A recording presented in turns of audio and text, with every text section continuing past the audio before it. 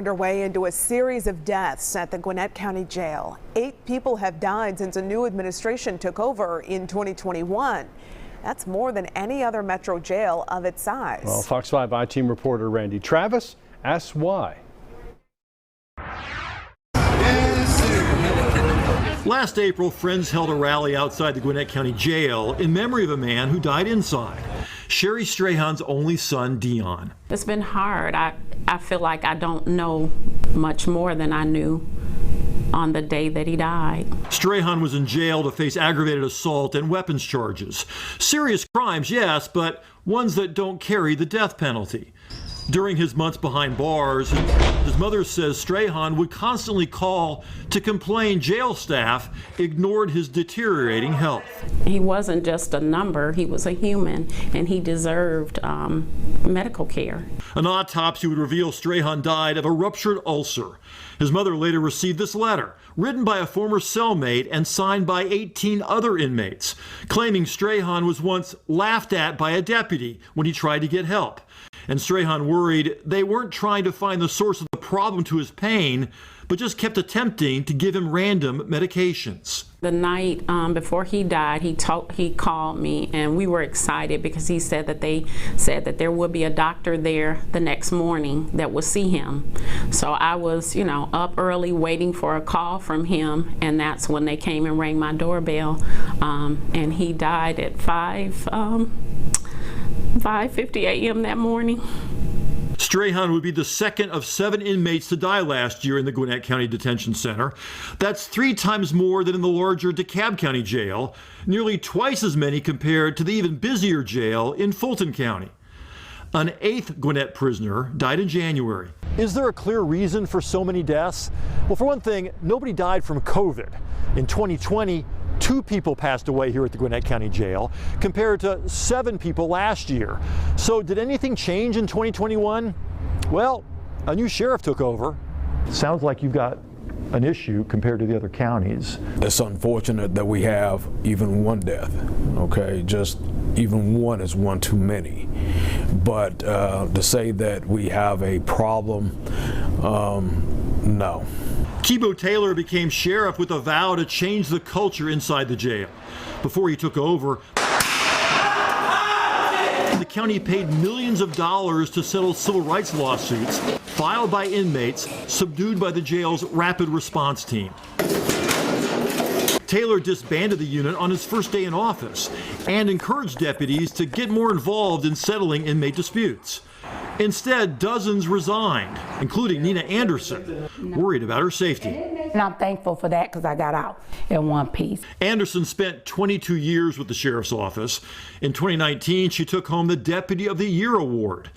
2 years later, she retired in lieu of termination after suggesting a superior was having an affair and then denying she said it when confronted. But Anderson insists she was planning to quit anyway. I just walked out the door one day crying, heavy-hearted, and with a lot of regrets. At that point, only 1 inmate had died.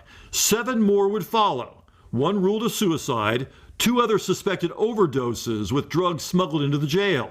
The rest, including Strahan, still under investigation by the GBI or Sheriff's Office. In the same time period, DeKalb had only 2 deaths.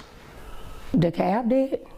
I'm shocked, actually. She blames at least some of the deaths on not having enough staff to properly monitor prisoners. This December memo required deputies work overtime until March. They're frustrated because of the mandatory overtime and staffing shortages. Kind of make them a little more scared, a little more wary. There's no way I'm going to sit here and tell you that we've gotten everything right. Taylor says they have seen an increase in staff injuries, but excessive force incidents are way down. He's yet to fill 114 positions since taking over last year, or about 13% of its workforce. But other jails can't find enough staff either. We've not found any issues as far as the staffing levels that we can say that had anything to do with this. So far, no one has sued over any of the 8 deaths. Sherry Strahan is waiting to read the GBI report before deciding if what happened to her son was an unavoidable tragedy or something someone inside this building could have or should have prevented. In Lawrenceville, Randy Travis, Fox 5 News. Tonight, a Fox 5 I-Team exclusive. A federal grand jury is now investigating the Gwinnett County Sheriff's Department's use of restraint chairs. The Fox 5 I-Team began asking questions about those chairs in 2013. Deputies say they need them to control prisoners who they determine to be a danger to themselves or to others. Now, the Fox 5 I-Team reporter Randy Travis says the chairs are clearly controversial. That's right, Sine and Rush. Yeah, the federal subpoena we obtained was sent to the Gwinnett County Sheriff's Department in June of this year. It's aimed at the jail's rapid response team and the videos they recorded.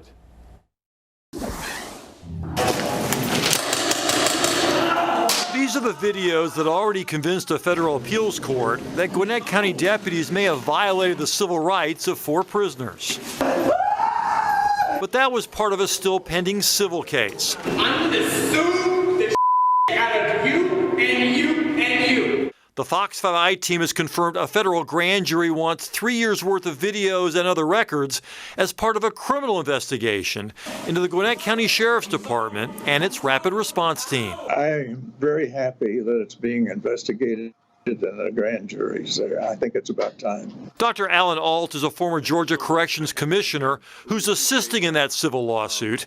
It was filed shortly after our investigation first aired in 2013.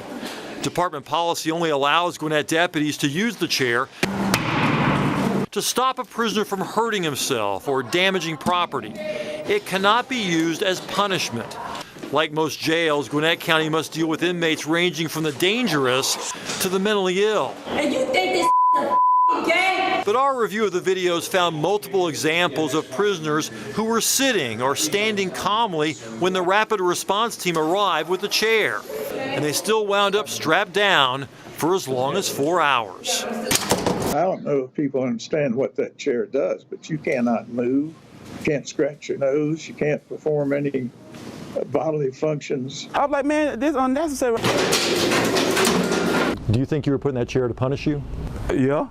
Sheriff Butch Conway told us back then the videos did not capture the bad behavior that prompted the original call for the chair. And he ordered his rapid response team from then on to start their cameras earlier. His staff insisted the chairs were constitutional and followed policy. Do you use the restraint chairs to punish these people? Absolutely not. No, I mean, unequivocally, absolutely not. But some of the prisoners sued the county, claiming deputies were doing just that. The videos are often violent, with some inmates even knocked unconscious when the rapid response team rushed in. In 2016, the 11th Circuit Court of Appeals agreed that the rapid response team's use of force was objectively unreasonable. Since then, the list of former prisoners suing Gwinnett has grown to 12, including Johnny Hickson, who told us he was only banging on his cell door so he could get someone's attention. They wouldn't let me make no phone calls or nothing. Then the man kept saying, shut up, shut up. Why didn't you shut up? Because I was trying to let them know where I was at. What's noteworthy about this federal grand jury subpoena is they're not asking for any of the videos we just showed you. Instead, they want to see all videos and records from the rapid response team since January 1st, 2016. Why is that date important? No one from the Sheriff's Department or the U.S. Attorney's Office would comment. In 2015, court files show Sheriff Conway was warned by a now former commander of the rapid response team that the restraint chairs could be abused. It's miserable, and it was used as a form of torture as far as I'm concerned. The grand jury received the records 3 weeks ago, and they've got their work cut out for them. It's unclear how many videos they received, but in our original investigation, the rapid response team was called out at least 200 times a year, many of those involving a restraint chair. So again, a lot of videos they're going to have to go through. Right, and they're still using the chair even though the Court of Appeals said it was objectively unreasonable. They've used it from the very beginning since we started doing our investigation because the Sheriff's Department insists they're doing nothing wrong. They need this chair to control inmates who are out of control. But you know, a lot of those people, especially the ones that were compliant, they'd just been in the jail a couple of hours. Mm-hmm. So they were trying to get someone's attention to say, hey, you know, I haven't been fed, or I want to make a phone call, and they were banging on the door. And when the chair showed up, they went, oh, I need to calm down here. And they were calm, and yet they still rushed in and put him in the chair. Wow, it's hard to watch. Thanks so much, Randy. We appreciate it. Okay. Randy, thanks.